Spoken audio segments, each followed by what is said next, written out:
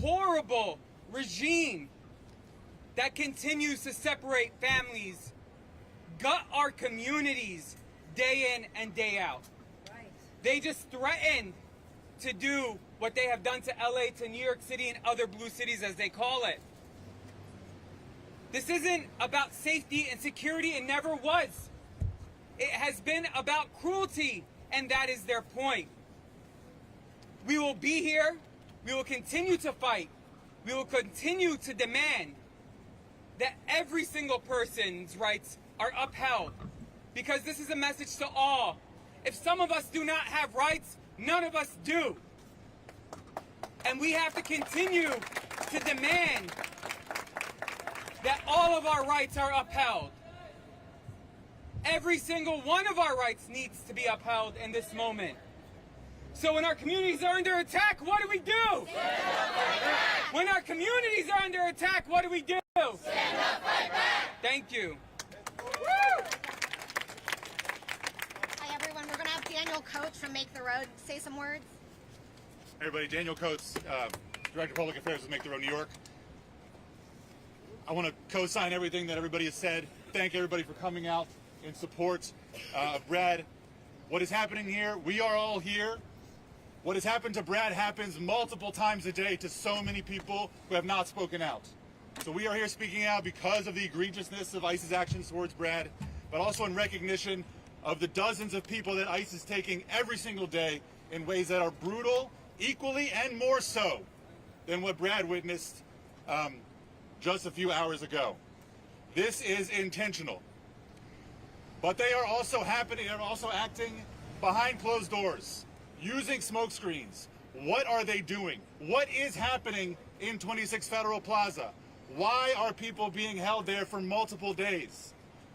We learned last week, because of the bravery of somebody who was detained there, sent to New Jersey, and spoke out, right? Risked his own case to speak to members of the press, to share his experience in 26 Federal Plaza. Overcrowding. Rooms on the 10th floor that are not meant to be spent overnight, where 120 people are crammed into a room meant for far less. People are sleeping on the floors. People cannot sleep lying down. They are sitting up. People are sleeping in the bathrooms. People are staying there for multiple nights. They're not given an opportunity to change, not given an opportunity to clean themselves, brush their teeth. Dietary restrictions, medical issues are not being respected.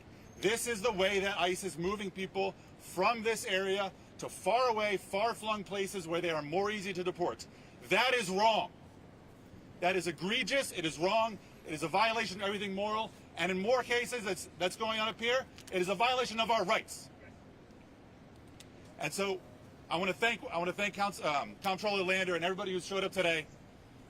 But this is just one step, and we are not backing down. This is a flashpoint, and our community needs to stand up. We need to see members of Congress, elected officials, faith leaders, allies coming, unions, labor, candidates, come here. See what is going on, bear witness, put your body on the line. This is how we fight fascism, and now is the time to do it. Thank you very much. Thank you. We're going to have Assembly Member Zohran Mamdani.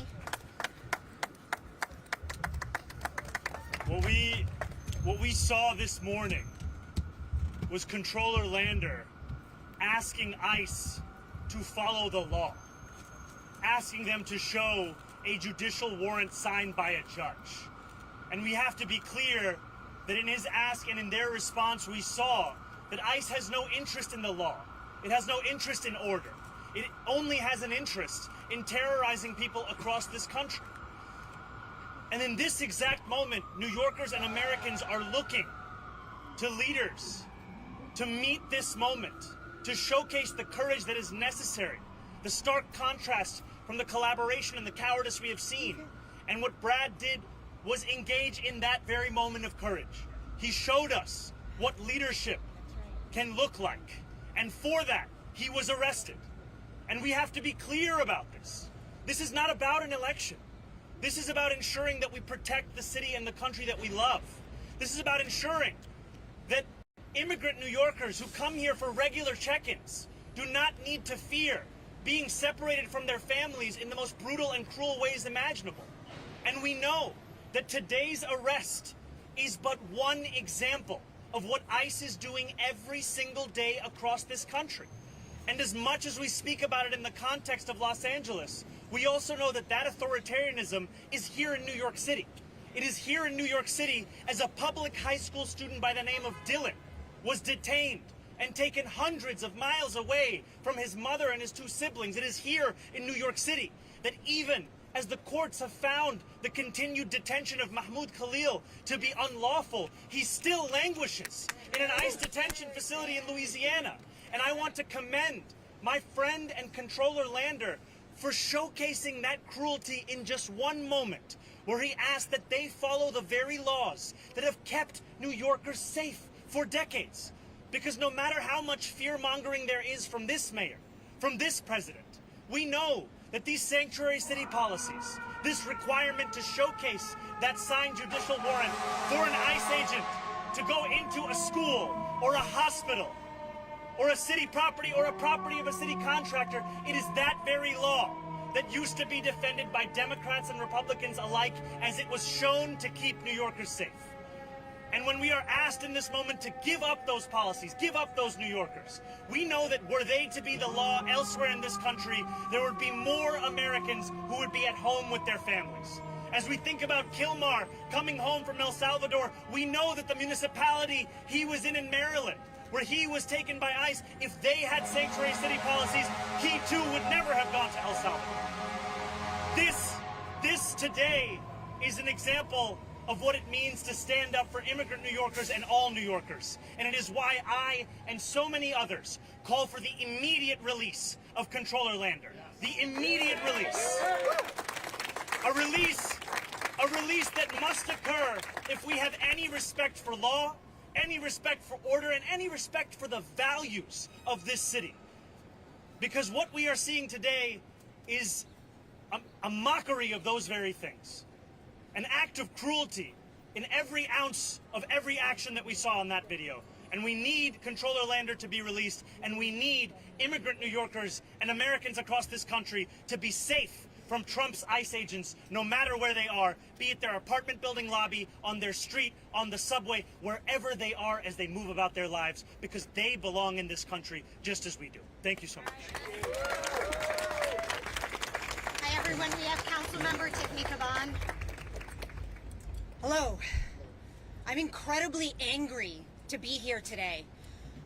My name is Councilmember Tiffany Caban, Councilmember in Queens, the most diverse, rich borough of immigrants on the planet. And I am here to say, not just as a council member, not as somebody who has a commitment to my constituents as an elected official, but as a lawyer, as a defense lawyer, who believes in and who has built their entire career on protecting our Constitution, because it is the thing that separates us from democracy to authoritarianism. It is the thing that keeps us safe in moments like this, where we have few people in power trying to bully others in order to keep and grow that power. And let me tell you something about Comptroller Brad Lander. Today, he was roughed up, detained, and disappeared by ICE. It should not have happened. But let me say this. That is what's happening to our neighbors every single day in our communities. In my district in Queens, we had a parent put her child on the school bus. And as soon as that school bus drove away, they took her too. So Brad is not merely a person who put his body on the line day after day, without many of y'all knowing so, to escort our neighbors safely out of court, but he represents the best of our city, who is out here right now putting everything on the line to keep each other safe.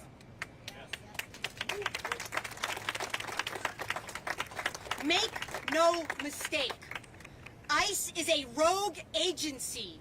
And if you are part of a government, if you are a government official, if you are a member of the military, understand, you do not have to obey illegal orders.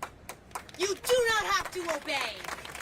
And so we are asking you to take that oath of service to your community members, to this country, to this city very seriously and protect ourselves, protect our neighbors, protect each other. Release the comptroller now and get ICE the hell out of our city.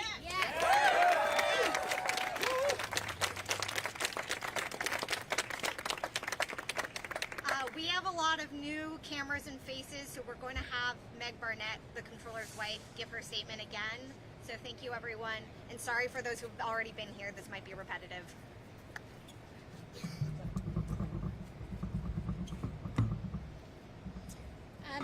Hi, thank you for being here. Thank you to all of you for being here. Thank you for standing with Brad, and most importantly, thank you for standing up against what's going on in that building behind us. Brad has been here. This is his third time volunteering for the court to observe the court. I have been moved and horrified by the stories he shared with me, and so I wanted to join him today, to stand with him, and to bear witness against what is happening. We sat in a number of courtrooms. We watched folks getting their cases dismissed with completely inadequate explanation as to what that means. They were told their cases are dismissed. They were not told that that subjected them to being removed forcibly by agents, masked agents that were not going to identify themselves once they stepped out of the courtroom. That is not the rule of law. That is not due process. That is not acceptable in this country or anywhere else.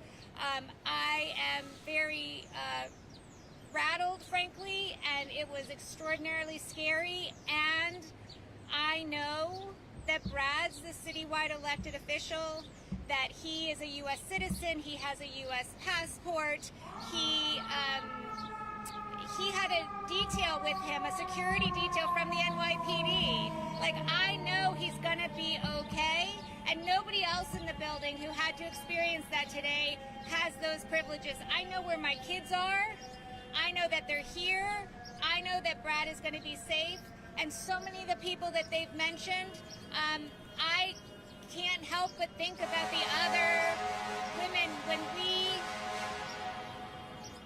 When we arrived today, the elevator's doors opened and there were ICE agents getting ready to bring a gentleman onto our elevator. We stopped, we blocked that elevator door, they stepped back, and there was a young woman who clearly was with this gentleman, and she wanted to connect and give him some papers, and she was told that she could not, and they pushed her to the ground. And that was somebody she loved, and it was horrifying to see. And so I am very, very proud of Brad. I always am, and this is just one more example of him standing up and doing what's right. He doesn't just talk about it, he does it, he means it, and it's how he's been, and it's how he will continue to be. Thank you, Brad.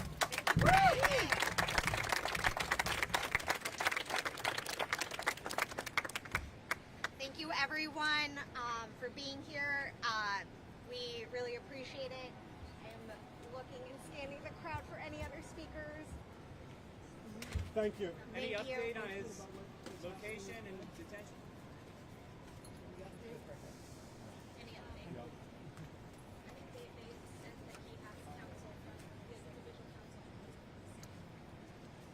Currently has individual counsel and counsel from the city. That is the only update we have at the moment. Thank you. Could you say that again, ma'am? I'm sorry. Hi, everyone. I am Chloe Chick. I'm press secretary to the New York City Comptroller. Spelling my last name is C-H-I-K. He currently has counsel from the city as well as personal counsel. We do not have an update on when he will be released. Thank you.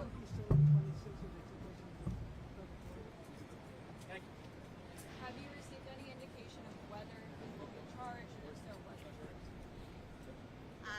We don't have any other information than what I just previously stated. Correct that Thank you don't you. have any communication line with him right now? Right now, we know that he has 2 lawyers, but no, we don't have any communication line with him right now. Is the member of his detail still with him? Yes. Yes.